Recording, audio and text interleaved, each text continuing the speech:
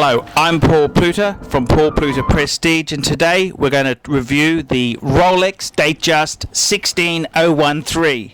And the 16013 is a very significant model in the Rolex range. The 16013 was a two-tone replacement to the two-tone 1601.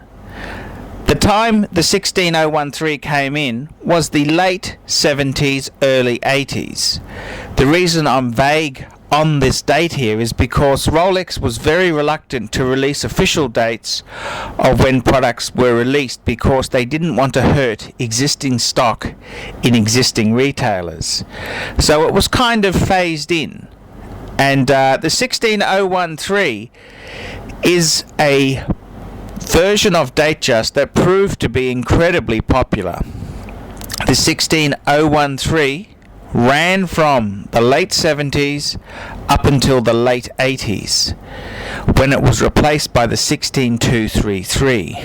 The 16013, as I've stated, is a two-tone. It's a steel and gold piece, and it had a movement which had the much waited and anticipated quick set function. This allowed the user to change the date rapidly by undoing the crown and pulling the stem out and adjusting it. Now, this was quite a significant improvement over previous DateJust, which traditionally used a 1570 movement, and the quick set function itself was a huge selling point.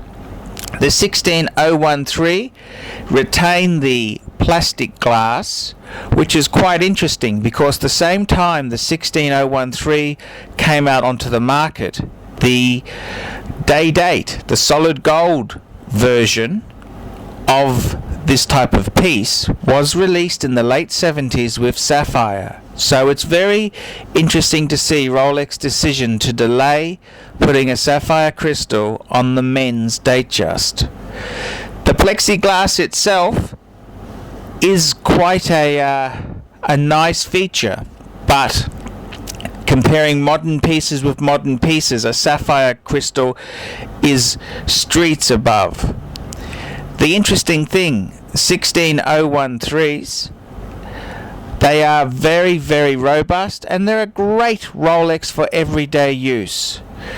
16013s were available in 14 carat and 18 carat. The way to tell the difference is on the shears on the actual bracelet itself. This is where the clasp is. It'll have dash 14 for 14 carat or dash 18 for 18 carat. The 14 carat was mainly an item which was sold into the US market. It kept the price a bit cheaper, and it also differentiated the product. 18 carat, however, is the replacement and current model, and Rolex has since ditched 14 carat. But the 16013 during its time proved to be a hugely successful Rolex, and the two-tone pattern, its heyday, can really be attributed to the mid 70s up until the late 80s. Fashion is fickle, and it certainly has changed, and now many makers like Audemars Piguet have dropped two-tone lines for either solid gold or steel versions.